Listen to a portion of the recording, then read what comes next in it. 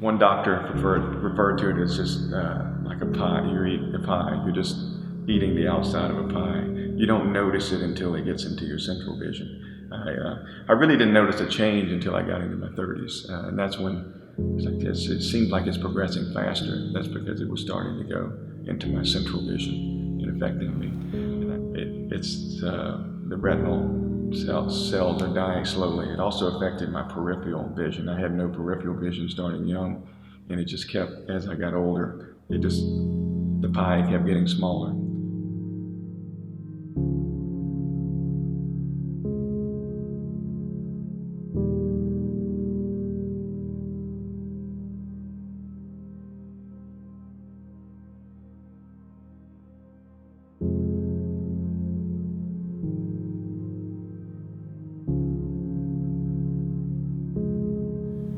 My condition is called Usher Syndrome type 2.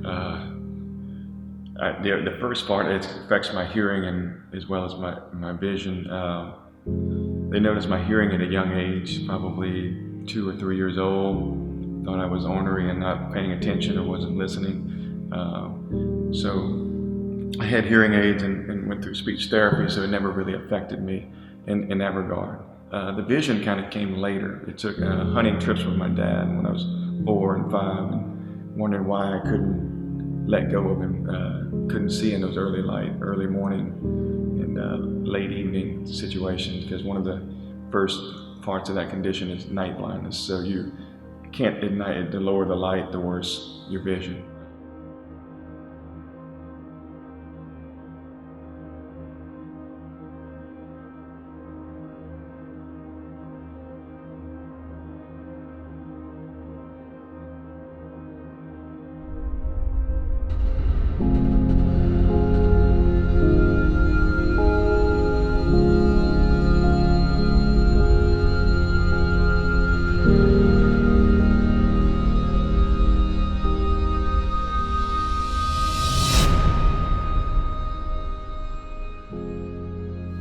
Tucker, owner of Feliciana CrossFit.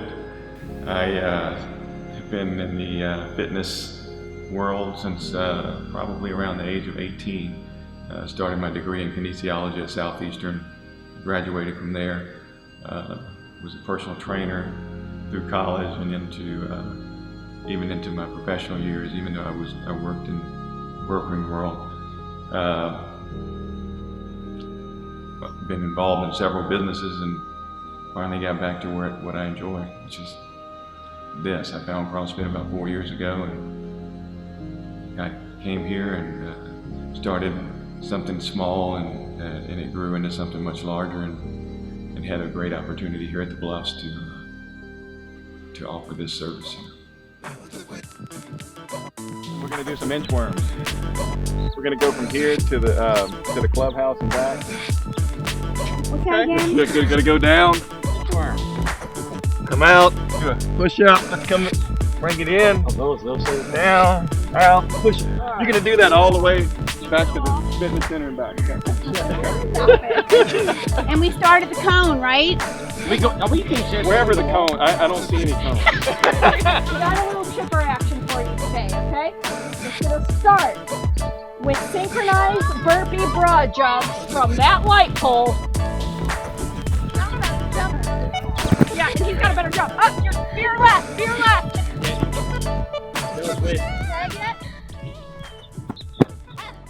I really got into lifting weights, getting into more in the fitness side when I guess I was about 16, 17. But it really kicked off when I got into college. I just started working out more and more as part of my degree plan. And as far as a number of the things, the sprinting and the other things, that kind of came later actually in grad school. I used to run or do quite a bit of that, but it's just when I got a little bit older, I would run a lot. I run stadiums at Rice University and would do that, and then football team would be practicing on the field. Usually it was just the wide receivers and some others would be running on the field. I would run down there too and do a sprint on the field. So I got to know some of them at that time, and it's been so many years ago, but that was it was fun running with them and doing some other stuff even though I wasn't on the team. always wanted to. That's the other side of me, that if I had my vision, yeah, I would definitely been in football and some other things, no question. Something I always wanted to do as a little kid, and kind of, you know, that's one of those dreams you had that I could have done, would have liked to have done. But Andre and Wesley at CrossFit Lafayette started. That's my first thing, and then followed by Greg and Amber at Go CrossFit. They had to go through quite a bit of explaining to get me through some of the movements, and just to kind of understand it, to get body awareness, to understand those things. So I had a good foundation there, kept moving into it a little bit more, and I worked out at CrossFit Zachary, and Fabian and some of the other ones as well helped me there. The coaches there helped me too. So it was a good, yeah, everywhere I've been, I've had coaches that have, it's been enlightening. I've learned quite a bit from them, and finally, when I went to my L1, those coaches taught me how to certain cues and certain things that I have to do, especially when you're looking at form. There's some things obviously that I can't do that would be above my ability. That's why we have other coaches to handle those things. But in general, most of the movements, especially the foundation, the fundamental movements of CrossFit, I can do quite well with. At first, I kept it real simple because, in all honesty, like, I was getting used to it. Not used, you know, usually you give cues and you say push your knees out and things like that. And that worked, so to speak, a little bit, but some things, whenever I would need them to go somewhere, I couldn't just say, you know, all right, I'll go over there and let's do pull-ups. Like, no, I have to take you there, show them where the pull-up bar was. So once I started to trust myself, that's when things kind of took off, because he was ready from the beginning. He was athletic, so he actually came to me because at that time his eyesight was kind of still, he had some, he could make out shadows and stuff, and he was watching the CrossFit games on TV. You know, at that time you started to hear about a lot of adaptive athletes in CrossFit, you know, people like amputees doing things, so I was like, he can do it too. So we started experimenting with things, and the first thing we did was the box jump, which was really exciting and terrifying for me, because he was ready to do it, but I didn't know if I was ready, because I was worried, like, what if something goes wrong? So the way we conquered that battle was put his hands on the box, we framed it up, put his hands down, and I said jump on top of it, and we just prayed that it worked out, and it did. And I used to have pretty much 20/20 vision straight ahead. It didn't stop me from doing things through high school and college.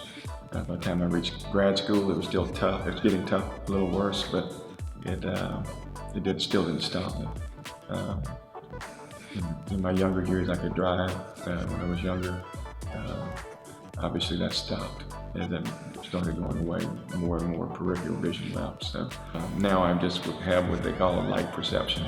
I can tell that there's a light over here, there's a window or something, and I can put my hand. I can't see my fingers, but I know there's a shadow in front of the light. But as far as looking in this area or anywhere else, I don't see anything. He was working out one-on-one at Go, and they wanted to be somewhere a little closer to home. What really made it easy was the community that we had. You know, they'd help us out a lot. But as a coach and as the owner, it helped this program a lot more efficient, and also keeping him in mind how we're going to have him involved on a day-to-day basis.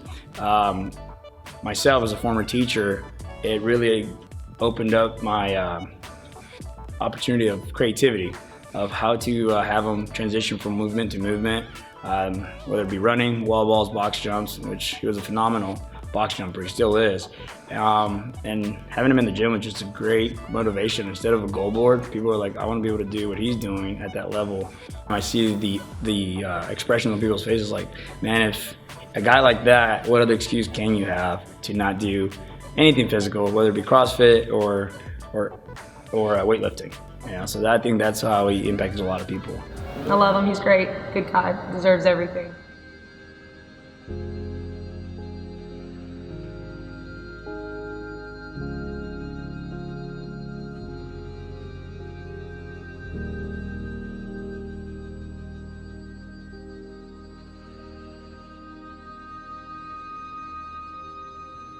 It was in the last 4 years that I could say that completely lost the sight.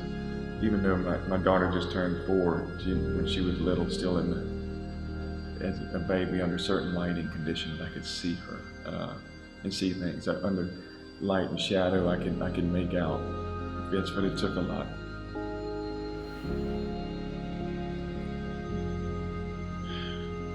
That's one of the biggest things I want to do, is be able to see them again. It was a blessing to do that, and I've been given so many blessings in my life. And, to have that was one of the best ones.